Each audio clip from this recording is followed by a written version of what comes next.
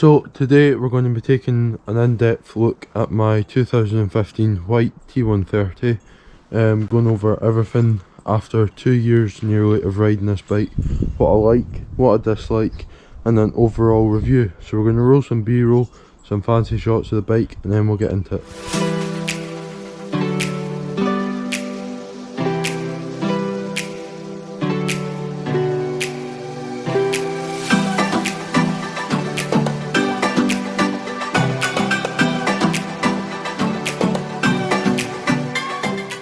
So I think the best place to start is what this bike actually is. So it's a 2015 Whyte T-130 SCR model. It's a trail cross-country bike. Obviously when this bike came out, it's 130mm up front, 120 in the rear, that this would have been a trail bike, but obviously trail bikes now have a lot more travel and are generally a lot slacker. So this bike's got a 67.5 head angle, which is the offset of the forks essentially, and after racing this bike for a full season in 2019, it's a great bike. It's very confidence inspiring, and even although in like numbers and on paper it seems very steep, you don't feel it that often on the trails. So we'll come into the first negative with a 331mm bottom bracket drop, which is the height from the bottom bracket, which is in here, to the floor. I feel, especially on rougher trails, and I know I'm going to be talking about rougher trails when this bike wasn't really designed for that, but especially on rougher trails or even rocks and stuff, I can definitely feel that when you can see that that's the only distance of clearance you've got, you can clip rocks quite easily. So chainstay length is 420mm. This is both good and bad. I feel like at times you can feel, especially in tighter corners, you can feel with such a short end compared to most modern bikes, you can feel like you're going to high side, and it's happened a couple of times that I've had to put a foot down or whatever, because you do feel the shortness of the back end. But again, that can work with the bike, that especially through berms and stuff like that, you do feel very much in it rather than riding on the berm, and you feel a lot more confident riding around them.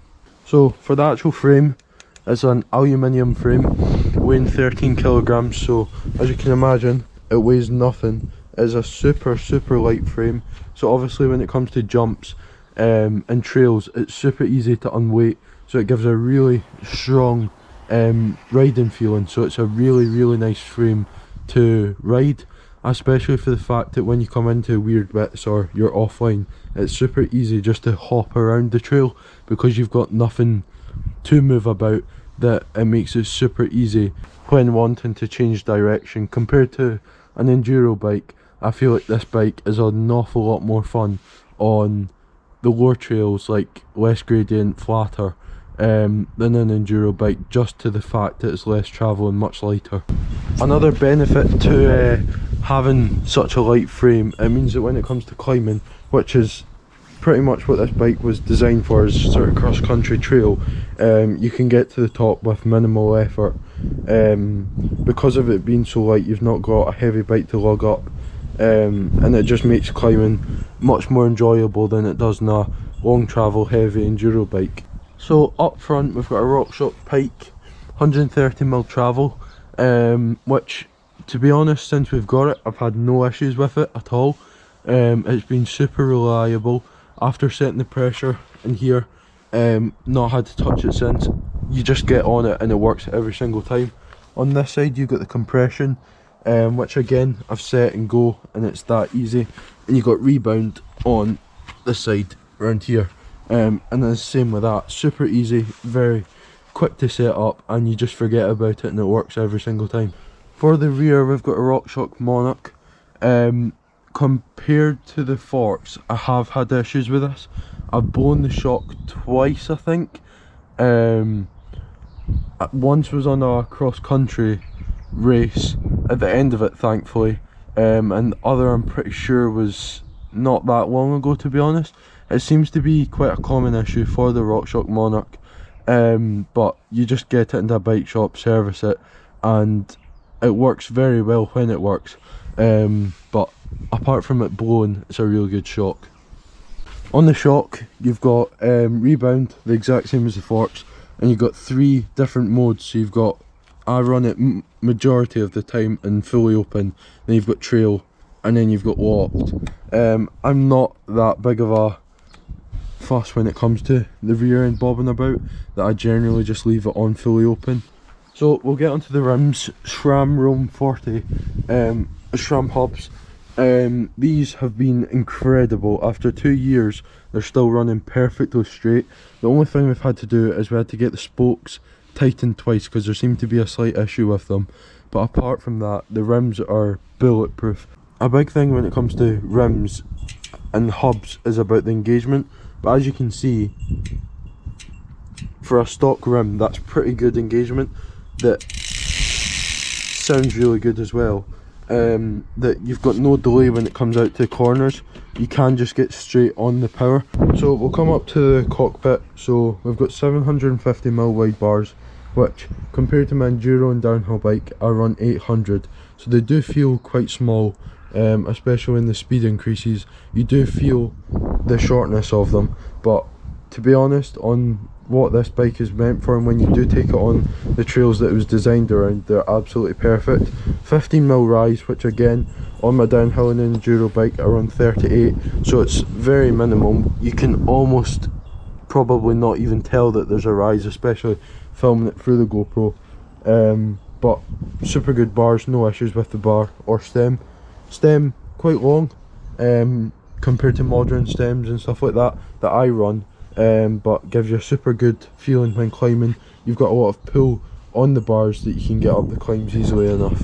So as like most bikes these days, we've got a dropper post. Obviously huge benefit having a dropper post is getting the seat up and down without hassle, and you can move around the bike a lot more freely than a fixed post. 2015 I would assume that we had what we now know as a dropper lever of the more button style shaped like this, because especially when it comes to descending when you're on the trail, this is quite an important thing of getting your dropper up and down, and having to work out where it is, and just the awkwardness of the shape and it not being very grippy.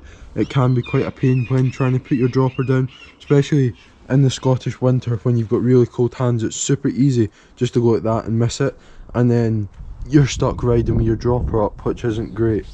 And again, ODI grips. Again, I've tried loads of different grips, but I always seem to be coming back to ODI grips. These are, as you can tell, extremely old, mainly because I've rounded the bolt and I can't get them out, but they still work perfect, no hand cramp, no complaints there. So as for brakes, we've got SRAM Guide RS brakes with 180mm rotor in the front and a 160 in the back. These are 4-piston brakes, which are good because you've got loads of modulation, but they could definitely be a lot more powerful. Even when riding this bike on the correct tracks with warm brakes, you do still feel that you're underpowered, and then you can get to a limit that it just locks up, and obviously when you're looking to stop you don't want to lock up because you lose control. Overall though, with the brakes, had no issues since riding them for 2 years, apart from the obvious of swapping pads and bits and pieces like that, but apart from that, no issues. So as for tyres, we've got front and rear Minion DHR2s, Trail EXO compound. As you can see, super grippy, enough for all that I need on the trail bike. After switching from some one-on-ones, seen a huge increase obviously in grip by running Maxxis. Incredible tyres, got them at a really good deal and no complaints at all. So as for drivetrain and gears, again SRAM, super good, super fast shifts.